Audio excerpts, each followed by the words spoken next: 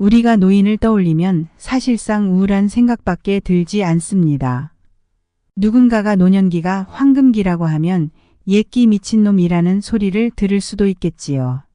노인이 되면 무언가를 통한 즐거움도 떨어지게 되고 나약한 존재로 취급당하여 존경의 대상에서 밀려나 멸시를 당하는 수준이 되기도 한다고 생각이 들지요. 하지만 이것들은 모든 노인에게 해당되는 이야기가 아닙니다. 또한 노인이라서 일어나는 일도 아니지요. 우리의 인생을 살펴보면 딱히 노년기라고 해서 멸시를 받는 것도 아니며 그냥 개개인이 누구냐에 따라 달라지는 것입니다. 노인이 늙어가면서 갖추어야 할 덕목 중 제일 큰 것은 덕이라고 합니다. 또한 나이가 들어야지만 갖출 수 있는 것도 덕이지요. 덕을 갖춘 자들보다 더 좋은 시기가 있을까요? 청춘이 아름답다고 한들 그 아름다움은 그때뿐이며 진정한 아름다움이 무엇인지 깨닫게 되는 시기가 바로 노년기입니다.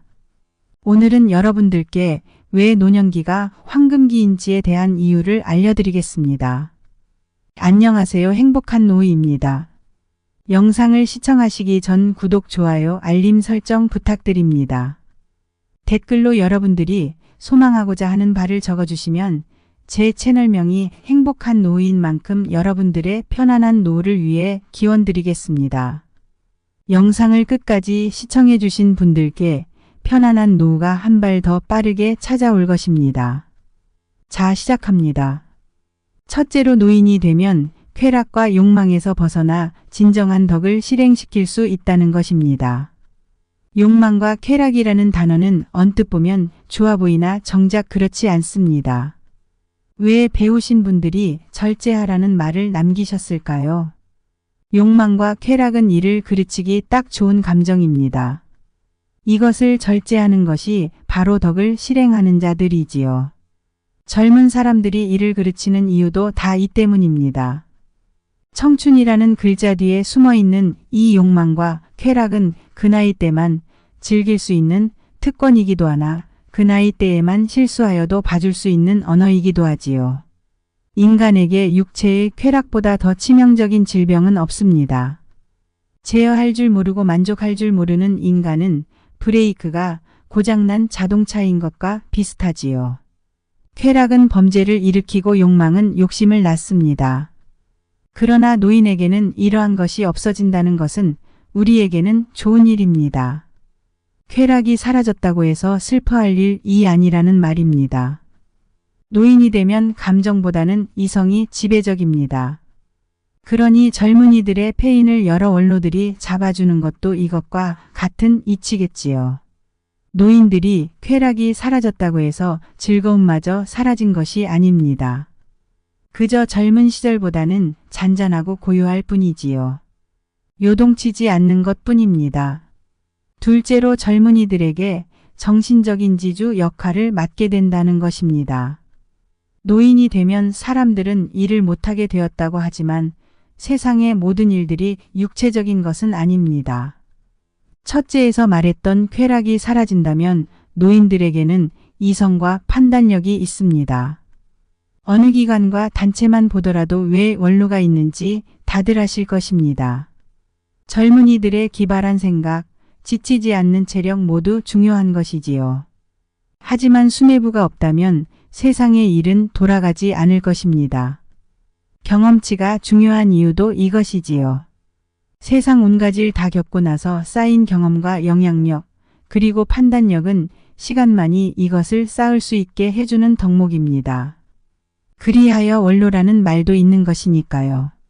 성급함은 청춘에게서 나오고 신중함은 노인에게서 나오는 법입니다.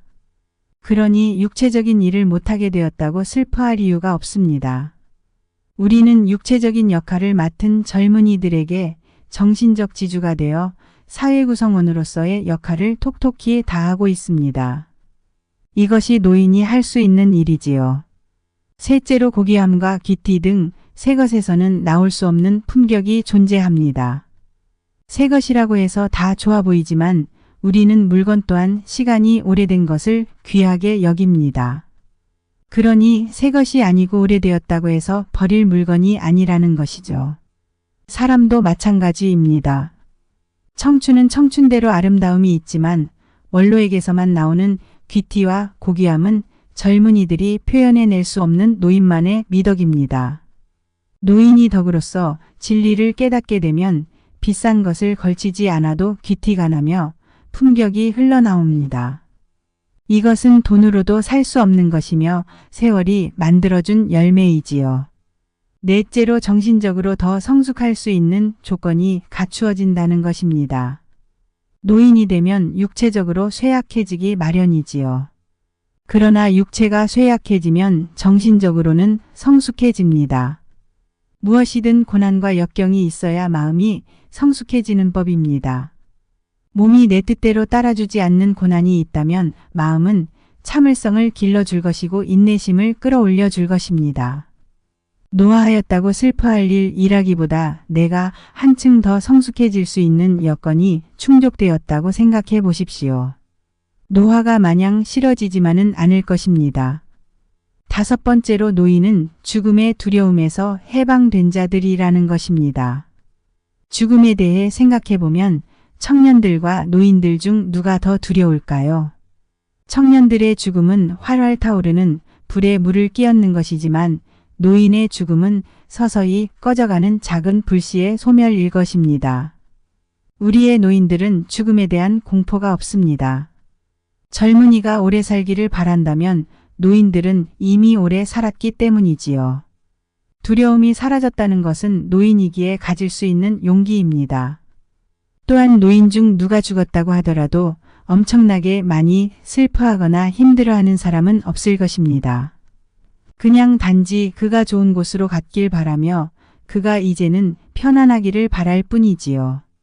죽음이 두렵지 않은 자들보다 더 행복한 사람은 누가 있을까요?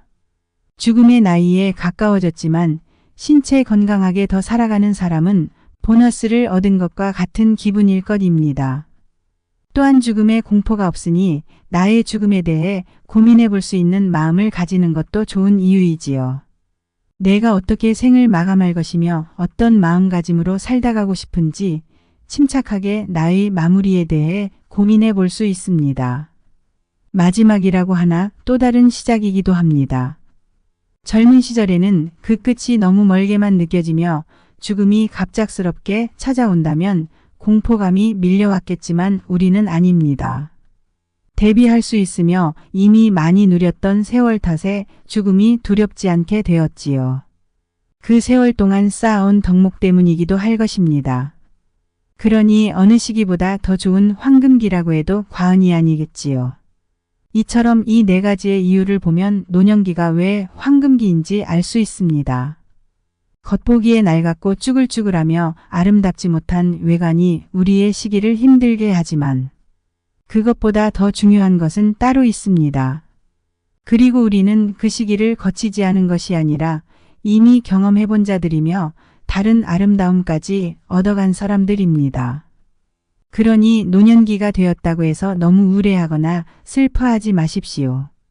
이 시기를 즐길 줄 아는 사람이 되시기 바랍니다. 여러분들의 노년기는 지금뿐입니다.